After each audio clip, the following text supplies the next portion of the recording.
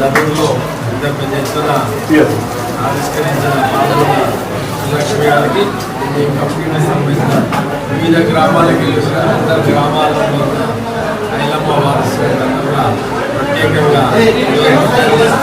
జయంతి సందర్భంగా శుభాకాంక్షలు. అదేవిధంగా ప్రతి గ్రామంలో ఈ కమ్యూనిటీని గౌరవంగా గతంలో దాడులు ఒకటి 2 గ్రామాలు జరిపాయి.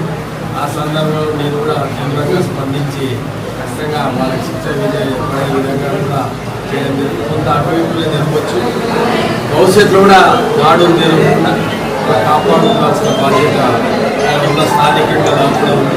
ఎందుకంటే ప్రతిసారి కూడా చిన్న కులాల మీద పెద్ద కులాలకు సంబంధించిన నాయకులు కానీ కొంతమంది వ్యక్తులు కానీ దాడులు చేసేస్తాం. విష సంస్కృతి అనేది చాలా గ్రామాల్లో జరుగుతుంది. అంటే చిన్న కమ్యూనిటీ ఎక్కువ తక్కువ ఉన్న కమ్యూనిటీ మీద దాడులు చేయడం దారుణం. ఎందుకంటే స్వతంత్రం వచ్చి ఆల్మోస్ట్ 76 ఇయర్స్ అంటే 77 సంవత్సరంలో అడుగుపెట్టాం.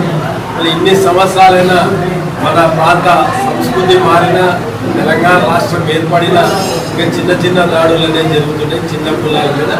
అయితే ఆ దాడులను ఖచ్చితంగా అందరం సభ్య సమాజం తలదించుకునే విధంగా జరుగుతుండే ఖచ్చితంగా ఖండిస్తున్నాం.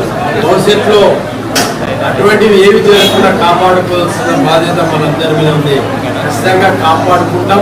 వాళ్ళకి ఎటువంటి చిన్న విషయం మీద కూడా మేము అండగా నిలబడతాం. ఎటువంటి విషయం గతంలో కూడా అంటే నేను ఎమ్మెల్యే అయినాక చాలా మటుకు మీ కంపెనీకి సంబంధించిన వాళ్ళని నామినేటెడ్ పోస్టులలో ఖచ్చితంగా కూడా ఎక్కడైనా నామినేట్ కూడా అవకాశం ఉంటే, ఎందుకంటే అవకాశం ఉన్న దగ్గర వాళ్ళకి అవకాశం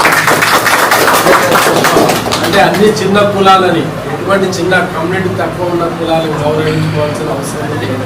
అందరూ బతకాలి, మీరు బతకాలి, పెద్ద కమ్యూనిటీ వాళ్ళు బతకాలి. అందరూ బతుకుతేనే సమాజం అనేది ఉంటుంది.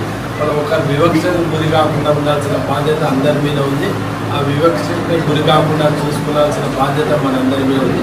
ఖచ్చితంగా ఎటువంటి వివక్షత లేకుండా మీ కమ్యూనిటీని కూడా కాపాడుకుంటాం. ఖచ్చితంగా వాళ్ళని గౌరవిస్తాం.